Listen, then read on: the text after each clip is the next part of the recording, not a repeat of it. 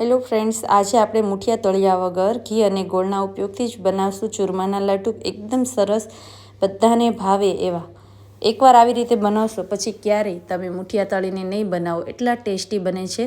તો ચાલો ફટાફટ રેસીપીની શરૂઆત કરી દઈએ. તો 2 વાટકી જેટલો ઘઉંનો કરકરો લોટ લઈ લઈએ અને એને ચાળી લઈએ.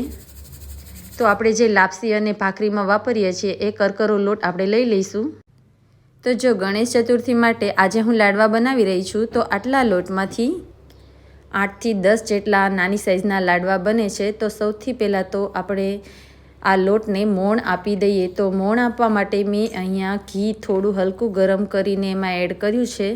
જો તમારે ઘીનો ઉપયોગ ના કરવો હોય તો તમે તેલથી પણ મોણ આપી શકો છો. ઘીથી ખૂબ જ સરસ રિઝલ્ટ આવે છે. તો અડધાની અડધી વાટકી જેટલું મેં અહીંયા ઘી એમાં એડ કર્યું અને એને મોણ આપી દીધું છે. એકદમ મુઠ્ઠી પડે એવું મોણ આપવાનું છે. તો આવી રીતે જોઈ લઈશું. તો આવું મુઠ્ઠી પડે એવું મોણ આપી દીધું છે. તો હવે હલકું ગરમ કરી અને દૂધ લઈ લેવાનું છે અને એનાથી આપણે કઠણ એવો લોટ બાંધવાનો છે. જેવો આપણે ભાખરીનો લોટ બાંધતા હોય છીએ એવો જ આપણે અહીંયા લોટ બાંધવાનો છે. આપણે મુઠિયા તળિયા વગર આજે બનાવવાના છીએ. તો ભાખરી બનાવી અને આપણે લાડવા બનાવીશું. તો ભાખરીનું ચૂરમું પણ ખૂબ જ સરસ બને છે જો તમે આવી રીતે લોટ બનાવશો તો હવે આપણે આ લોટ છે એ બાંધી લીધો છે. તો હવે એના આપણે નાના નાના લુવા કરી લઈએ. તો અહીંયા મેં 4 લુવા કર્યા છે અને હવે આપણે એની ભાખરી વણી લઈશું. તો 4 લુવાની હું એક પછી એક ભાખરી વણી લઉં છું. મુઠિયા તળવામાં ઝાઝો ટાઈમ અને ઝાઝા તેલનો પણ ઉપયોગ થાય છે. એના બદલે જો તમે ભાખરીનું આવી રીતે બનાવશો તો ખૂબ જ સરસ લાડવાનું રિઝલ્ટ આવે છે. ખૂબ જ બધાને ભાવે એવા બને છે. એકવાર આ રીતે તમે જરૂરથી ટ્રાય કરજો. તો હવે ભાખરીમાં આપણે વણતા ફરતી સાઈડમાં જે કિનારી છે ફાટે તો એને આપણે જોડતા જઈ અને જેવી રીતે આપણે ભાખરી વણીએ એમ વણી અને પછી માટીની તવીમાં અથવા તો કોઈ પણ આપણે જેમાં ભાખરી બનાવતા હોય એમાં ભાખરીને શેકી લઈએ. તો પહેલાં આપણે કાપા કરી લઈશું અને હવે મેં અહીંયા માટીની તાવડી છે એને ગરમ કરવા મૂકી દીધી હતી. તો એમાં બંને સાઈડથી બળે નહીં એ રીતે આપણે મીડિયમ ટુ લો ફ્લેમ ઉપર જ ભાખરીને શેકી લઈશું.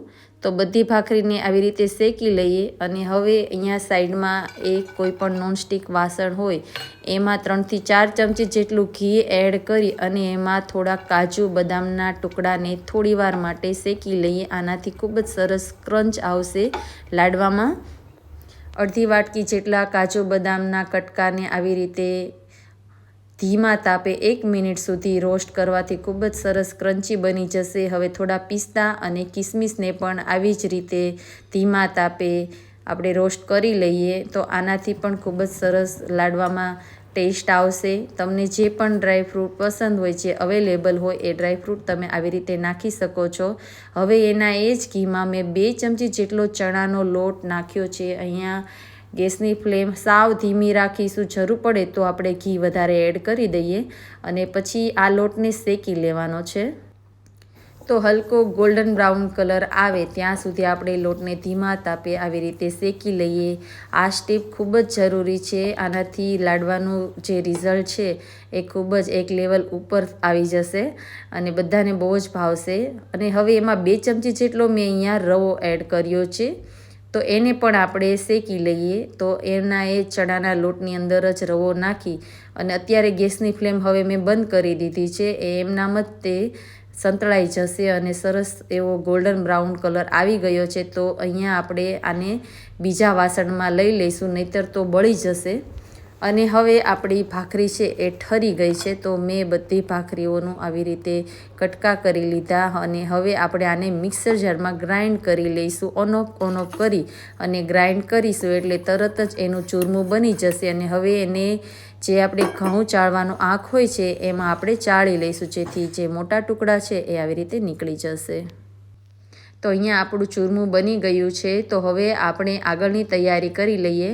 હવે આ ચૂરમાની અંદર આપણે 1 ચમચી જેટલો એલચીનો પાવડર, બધા કાજુ બદામ કે જે ડ્રાયફ્રૂટ્સ આપણે સાતળ્યા છે એને એડ કરી દઈએ. જે આપણે લોટનું જે મિશ્રણ છે એને શેક્યું છે એને પણ આપણે એમાં એડ કરી દઈએ અને બધું સારી રીતે મિક્સ કરી દઈશું.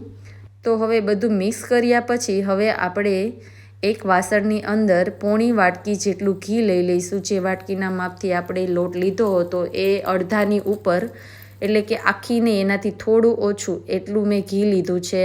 અને પોણી વાટકી જેટલો ગોળ, એને આપણે મેલ્ટ કરવાનો છે. તો હવે ગોળ મેલ્ટ થાય ત્યાં સુધી આપણે ગેસની ફ્લેમને ધીમી રાખી અને આવી રીતે હલાવશું.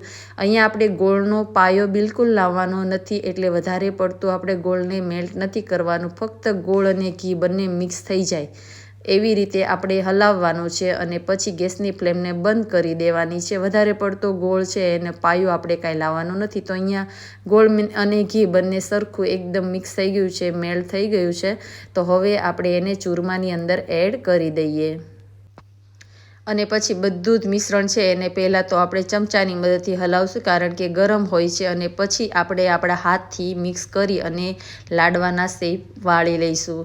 તો આવી રીતે ખૂબ જ સરળ રીત છે ને, તો તમે એકવાર ટ્રાય જરૂરથી કરજો અને મને કોમેન્ટ કરીને જણાવજો કે તમને આવી રીતે લાડવા પસંદ આવ્યા કે નહીં. અને વિડીયો સારો લાગતો હોય તો તમે આ ચેનલને સબસ્ક્રાઈબ કરી લેજો અને લાઇક અને શેર જરૂરથી કરજો. તો હવે આપણે લાડવા છે એને વાળી લઈએ. જો તમને વધારે જરૂર લાગે તો તમે ઘી ગરમ કરીને એડ કરી શકો છો. મારે બિલકુલ જરૂર પડી નથી. એકદમ ઘીવાળા સરસ બન્યા છે. તો આપણા લાડવા આવી રીતે બની જાય એટલે પછી હવે આપણે એને ખસખસમાં રગદોળી લઈએ. તો આવી રીતે બધા જ લાડવાને ખસખસ લગાડી અને પછી આપણે આને ઉપરથી થોડો ફેંકી અને લાડવાનો શેપ આપી દઈએ. બિલકુલ કંદોય બનાવે એવા તમારે લાડવા બનાવો, એવો શેપ આપવો હોય તો આવી રીતે કરજો. તો મળીશું મારા નવા વિડીયો સાથે. ત્યાં સુધી આવજો.